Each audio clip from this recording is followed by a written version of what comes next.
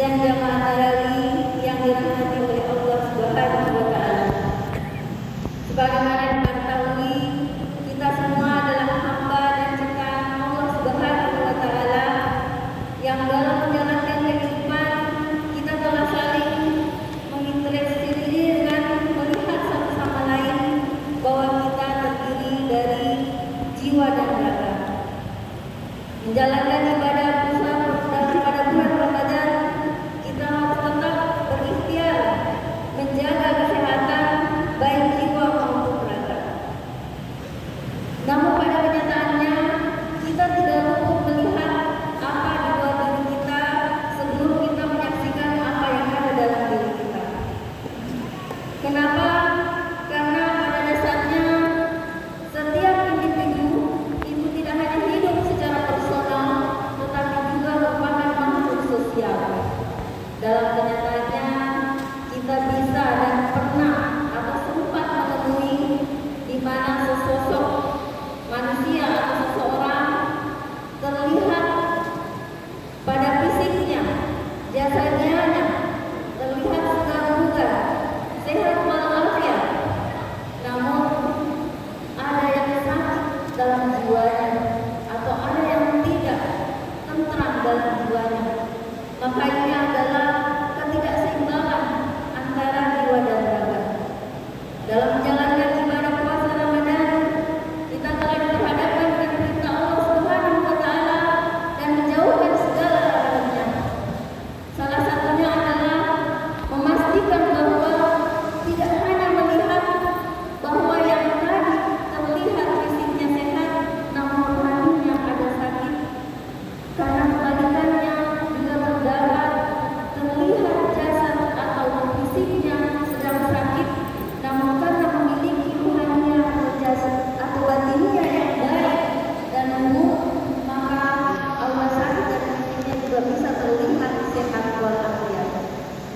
Setidaknya dalam beberapa kitab ulama mengajarkan kepada kita semua untuk berikhtiar menjaga keseimbangan kesehatan jiwa dan raga. Kita tidak lepas pada setidaknya 5 hal utama.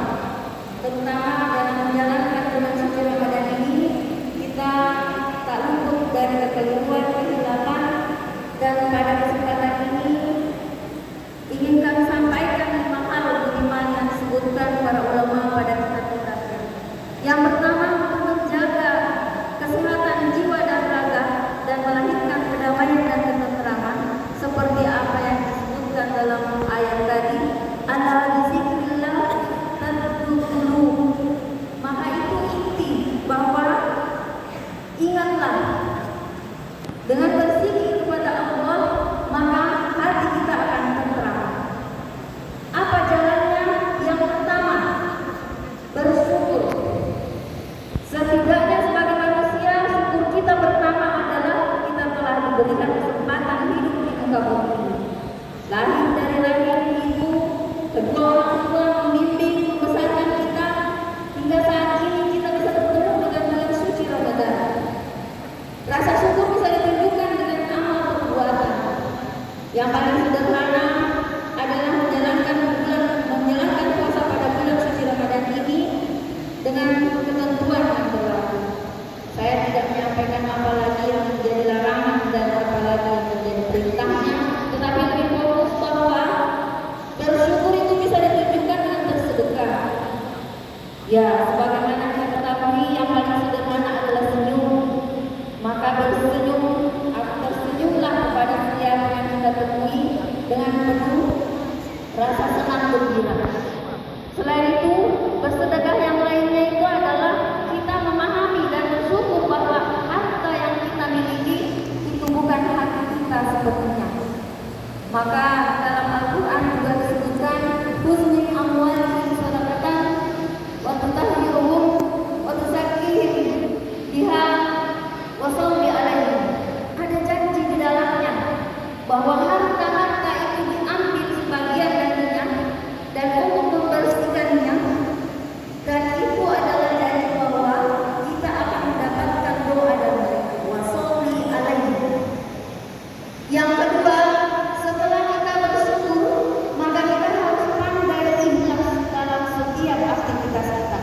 termasuk datang ke masjid ini.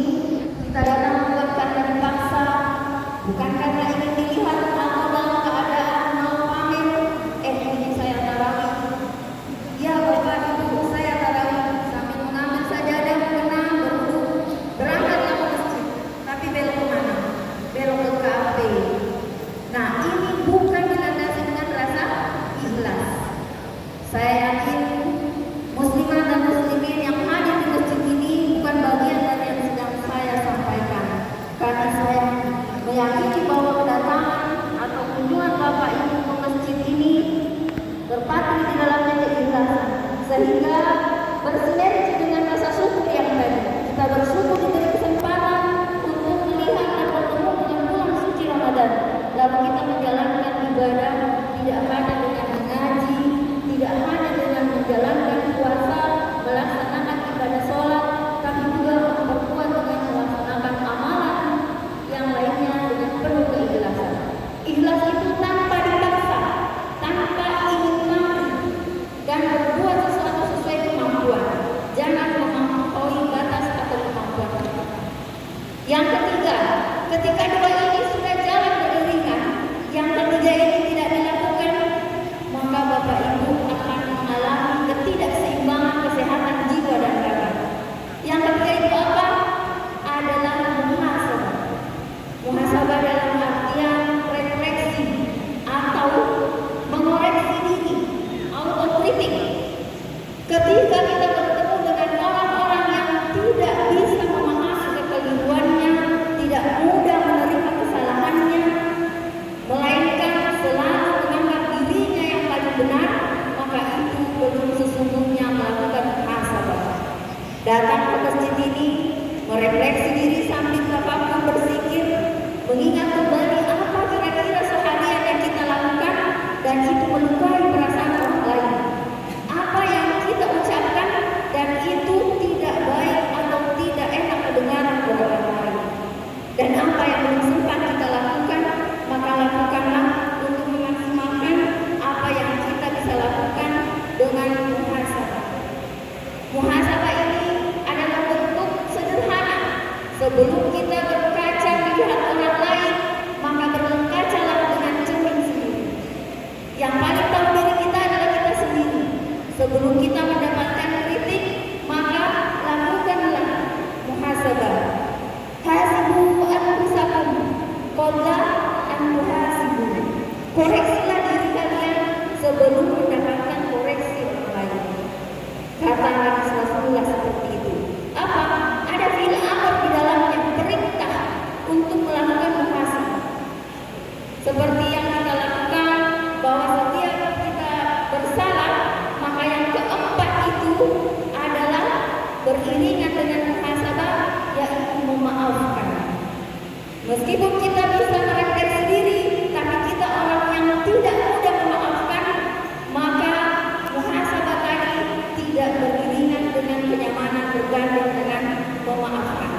Bukanlah pintu maaf untuk setiap orang yang menyampaikan permohonan maaf, meskipun kita ketahui kenyataannya yang sulit dalam kehidupan ini bukan menyampaikan permohonan maaf, tetapi menerima permintaan maaf. Maka sempurnakanlah dengan cara menenangkan jiwa raga, menjaga kesehatan jiwa dan raga kita dengan yang kelima, yaitu berzikir kepada Allah Subhanahu wa Ta'ala. Setiap kali berzikir, maka Allah Subhanahu wa Ta'ala akan mengingat kita juga. Berzikir ditunjukkan dengan apa?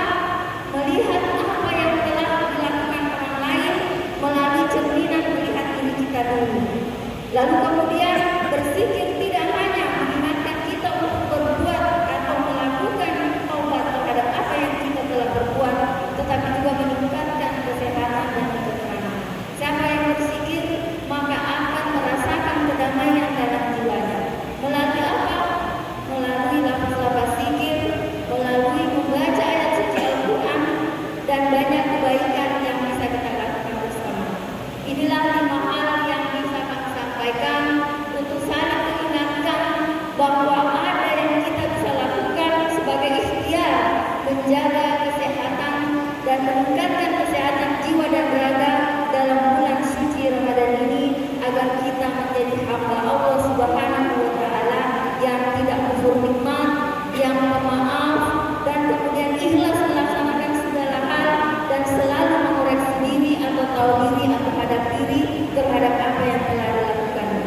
Demikian yang